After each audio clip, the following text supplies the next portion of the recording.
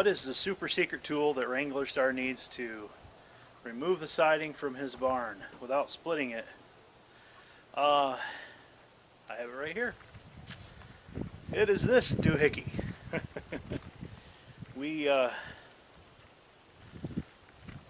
after several years of demoing old barns and reclaiming the wood, we found that a basic scraper head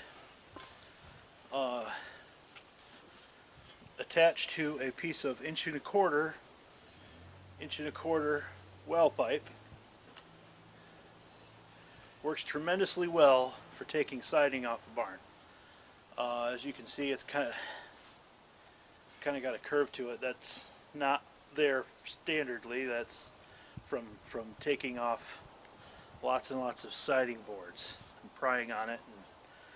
And, but you can get, I'm sure probably Wranglerstar already has one of these laying around, possibly with a wood handle on it. I would recommend in this situation changing the handle to a steel handle, because there's going to be a lot of prying on this, and in my experience the wood handles well, at least the wood handles that came on these don't hold up. They're not really designed for prying. Now if you were swinging it like an axe, that would be another story. Wood works perfectly for that, but this is not what this is used for. It's basically like a giant flat bar, like one of the little crowbars that are flat, only this is on a larger scale. And what happens is this surface is about 4 inches across here, and so that more surface area than a crowbar which is maybe an inch and a half if you're lucky, is concentrating the force on one point on the siding. So what happens is, instead of coming off in one piece, the siding will want to split. As you saw on Wranglerstar's video yesterday, the piece of the siding would split off, and then basically if that split starts, that can very quickly go all the way up the board and ruin the entire piece. Now if you're not trying to save the wood, it's not a big deal. Just split it up and make kindling out of it, like I'm sure Wranglerstar is going to do. But if you want to save, those are beautiful boards on that barn. So I was compelled to make this video to kind of show how it would be really easy to save them if he wants to. Now, all you got to do is, real simply, you can buy these with the wood handle on them at most hardware stores. Have these, and they just call them scrapers. You know, you might look under shingle scraper or tile scraper. They scrape tiles off floors, ceramic tiles, that type of thing. It's a demo tool. So but the thing is when they come with a wood handle, they're not really designed to pry on, but they work that way because you can see how thick. You can see how thick that steel is there.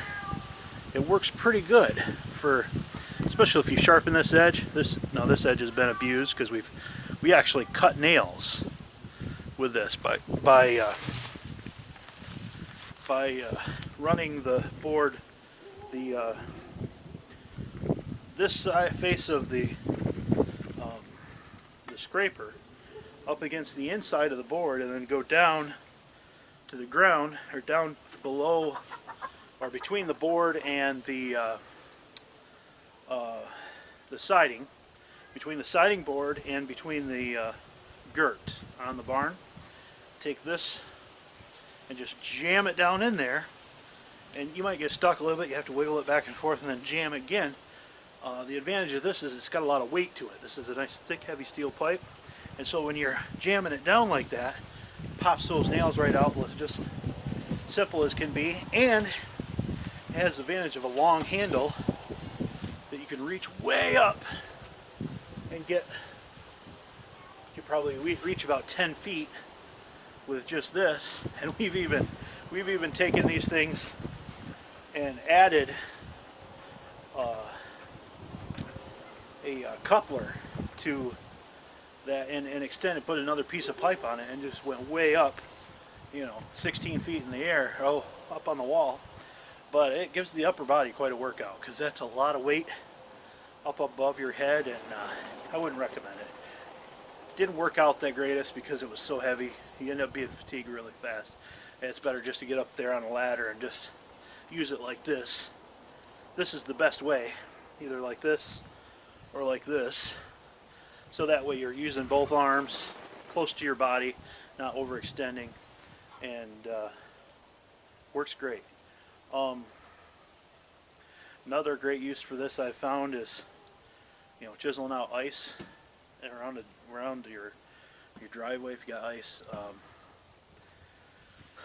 What else? Oh, another great use for this tool is scraping the bark off of logs.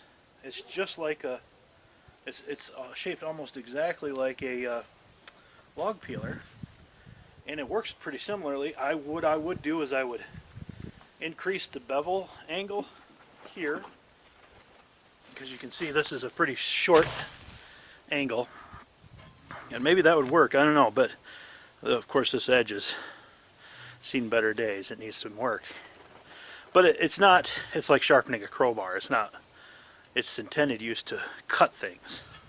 So, but it would work better if it was sharper, because we can actually cut nails with this. So break them right off on the siding, which is beneficial if you're trying to preserve that siding and trying not to split the siding. And it makes it go faster, tons faster. I mean, you could pop all the bottoms. That's what I would do first. Pop all the bottoms of the boards out, and then flip it around. You know, pop the mid girts. Usually there's 3 girts, one on the bottom, one on the middle, and one on the top. You know, depending on how the size of the wall, sometimes there's more. And then, you know, pop those center ones out. You can reach it right up here, and right behind that center girt. Do the same thing you did on the bottom one. Just work your way down,